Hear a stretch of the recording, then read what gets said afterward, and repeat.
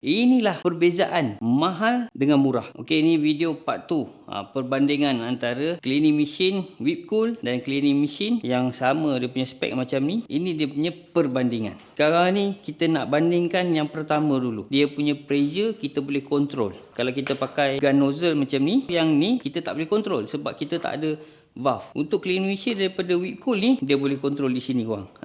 Mantap korang. Okey, sekarang ni kita rendahkan dia. Nampak? Ini yang paling rendah korang. Bila kita lepas, memang dia tak akan berhenti lagi Sebab apa? Sebab dia punya pressure kat dalam tu tak habis lagi. Dia tak padat lagi. So, ini bukan masalah. Dia tak jadi masalah pun tu. Nanti lama-lama dia akan berhenti. Tapi kalau kita nak cepat berhentikan dia, kita bagi dia tekanan sikit. Nampak? Bila dia dah ada tekanan, dia akan berhenti terus. Sekarang ni, kita pakai yang ini pula. Kita tengok dia punya tekanan. Kuat.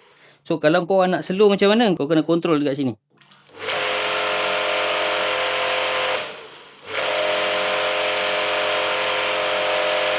Tu kita dapat kecil macam ni. Okey.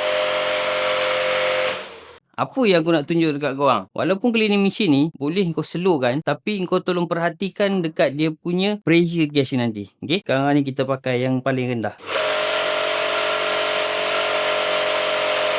Okey, kita pakai yang paling rendah. Sekarang kau tengok dekat dia punya pressure.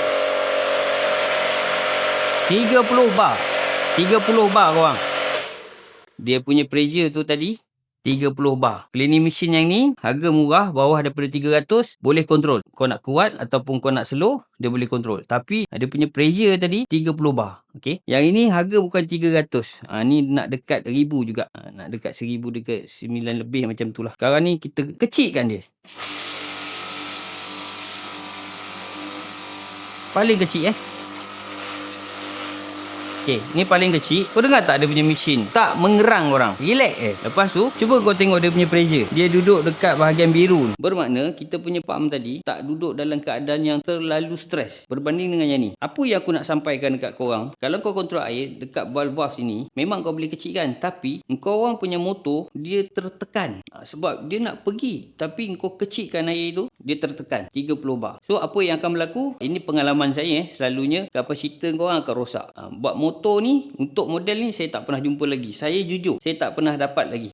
Selama saya pakai, saya review, saya pakai, buat benda yang sama macam yang saya cakap tadi, tak ada masalah lagi. Tapi kalau dengan Whipcool ni, korang memang takkan ada masalah. Sebab apa? Walaupun dia punya tekanan tu rendah, tapi dia punya pressure pun rendah. Bermakna korang punya motor tak stres. Kau faham tak? Harap korang faham. Inilah perbezaan mahal dengan murah. Mantap korang.